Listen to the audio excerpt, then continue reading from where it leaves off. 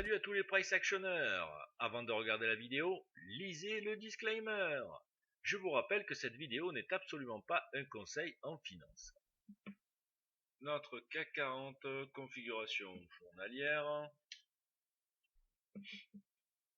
Alors, après cette affranchie de la zone critique et de la moyenne mobile avec vigueur qui sont situés à 544, 588, là on est rentré en petite zone bullish. Attention malgré tout à la Daily Bear Trendline qui passe, qui est en train de coiffer les cours aux alentours des 4700, puisqu'on est toujours dans notre triangle de compression. En une heure, on peut voir que après le break de notre figure, on fait un retour sur les 38,2 du mouvement de break et sur le niveau de break ici, sur deux niveaux de break là. Donc on peut s'attendre vraiment à une journée ranging.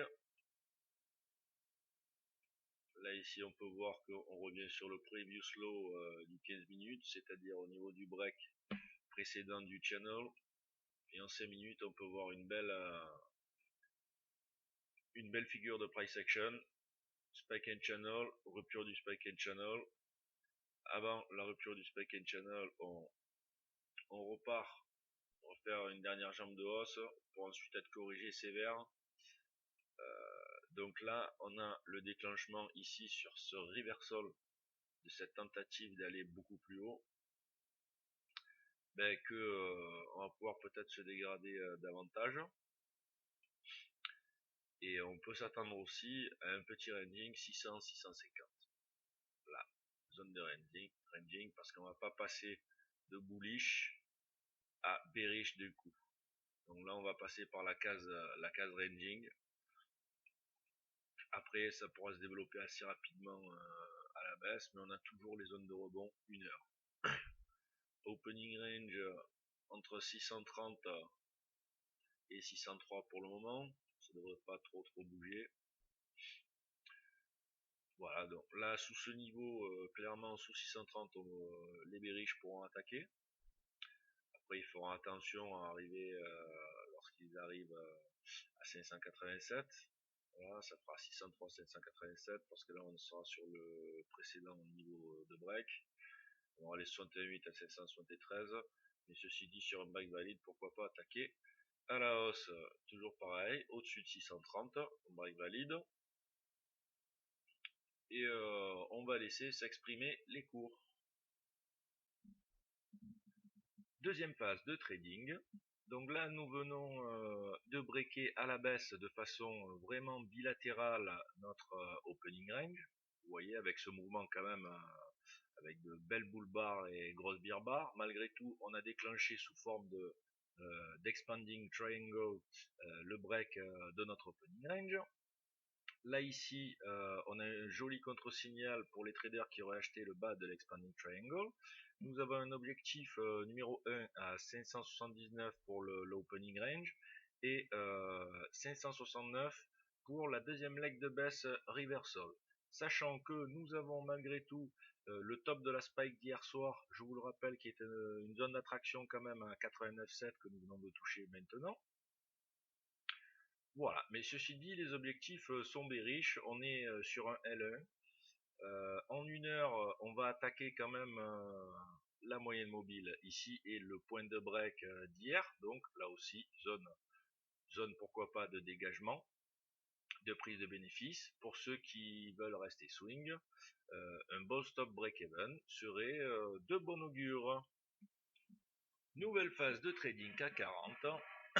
Alors, tout à l'heure, les cours n'ont pas réussi à atteindre le major move de l'opening range ni de la second leg de baisse. Cet ensemble de bear bar bull bar consécutifs pouvait nous faire penser à être méfiant. Au-delà de ça, j'ai bien annoncé ici, on est revenu là, cette trendline en fait en une heure, c'était le dernier niveau de break en price action. Et regardez, donc on avait contact moyenne mobile plus dernier niveau de break. Il était logique de commencer à prendre ses bénéfices sur cette zone là.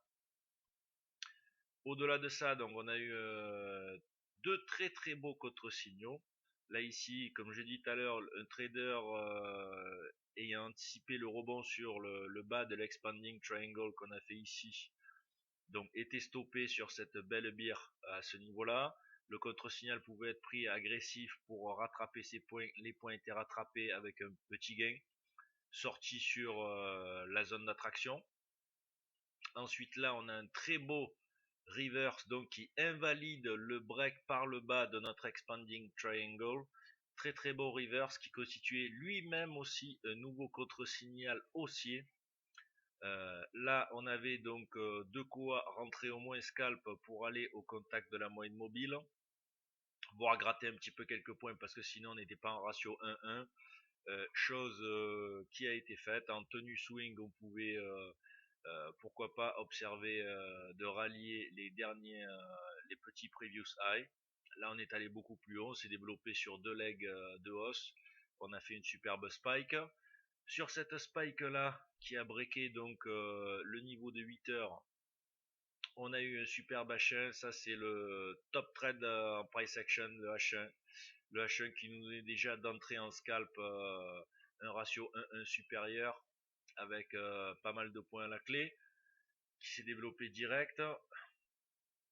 Là on a toujours un objectif sur les preview stops au niveau de l'opening range et surtout des preview stops ici à 52-53. Voilà. Donc là il était bon sur cette zone là, arrivé à 50, 49-50, de commencer à prendre ses bénéfices. Malgré tout, on a toujours le carburant pour aller toucher, taper, confirmer les derniers tops. Et pourquoi pas les breaker. Voilà, maintenant, bon, on va rentrer en zone de ranging et on verra par rapport à l'ouverture des US comment se comporteront les prix. Pour les opportunités ici, là j'anticipe un ranging entre midi et 2, entre 30 et 48-53. Ça dépend si on va avoir assez de carburant ou pas pour taper, pour confirmer les preview stops. Voilà, sur l'apparition de grosses beer bars, pourquoi pas une confirmation d'un petit low high. Ici, création d'une nouvelle bull trendline, mais bon, beer trendline, mais bon, attention, parce que là, en fait, on va vouloir en une heure, on est bien parti pour aller confirmer le haut de notre trendline ici daily que nous avons créé et qui est situé quand même pas mal aux alentours des 670. Mais peut-être qu'on va pas y aller en ligne droite et qu'on va ranger d'abord avant de s'acquitter de cette tâche.